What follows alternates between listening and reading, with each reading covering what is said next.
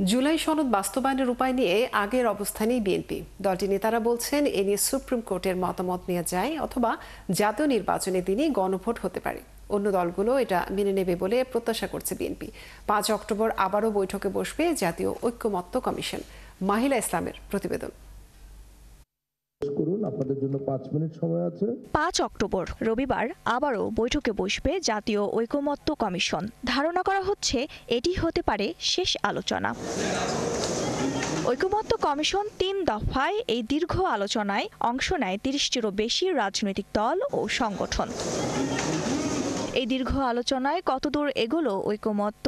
BNP নেতারা মনে করেন শেষ পর্যন্ত ভালো একটি ফল পাওয়া যাবে। আসলে ঐক্য তো প্রতিষ্ঠিত হয়েছে with some note of dissent, যে সমস্ত সংস্কারগুলো আনা হবে বিভিন্ন ক্ষেত্রে। এখন তার পরিপ্রেক্ষিতে রাজনৈতিক দলসমূহের বক্তব্যগুলো শুনে এখন আবার বিশেষজ্ঞ কমিটি যদি অন্যরকম কিছু পরামর্শ দেয়, সেটা নিয়ে হয়তো আলোচনার টেবিলে আসবেন। তবে জুলাই সনদের আইনি ভিত্তি দেয়া নিয়ে মূলত দুই শিবিরে বিভক্ত দলগুলো।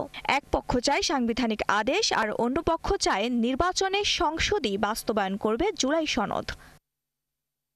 কিছুটা ছাড় দিয়ে নির্বাচনের দিনই গণভোটের সম্মতি আছে বিএনপির, যদিও নির্বাচিত সংসদই সবচেয়ে ভালো উপায় বলে মনে করেন তারা। আমাদের প্রস্তাব হলো এই জাতীয় সংসদ নির্বাচনের আগে নয়, জাতীয় সংসদ নির্বাচনের দিনে একই সাথে একটা গণভোটের ব্যালট থাকবে এবং আরেকটা সংসদ নির্বাচনের জন্য ব্যালট থাকবে।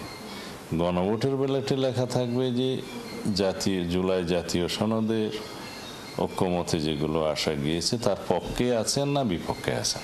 মাননীয় প্রধান উপদেষ্টা উনি বলেছেন যে যেসব পয়েন্টে সব দল একমত হবে সেই সব পয়েন্টে নিয়ে আমরা নির্বাচন করব, আর যেগুলোতে একমত হবে না সেগুলো পার্লামেন্টে যে ঠিক করবে। আর পিয়ার পদ্ধতির নির্বাচন চাওয়া বিভ্রান্তিকর বলেও মনে করেন তারা। একদিকে 300 সিটে প্রার্থীদের যেটা আমরা এখনো দিয়েছে এবং তারা মাঠ চষে বেড়াচ্ছে। এখন আবার তারা ঘরে বসে আন্দোলন করবে, কোনটা গ্রহণযোগ্য মানুষের কাছে?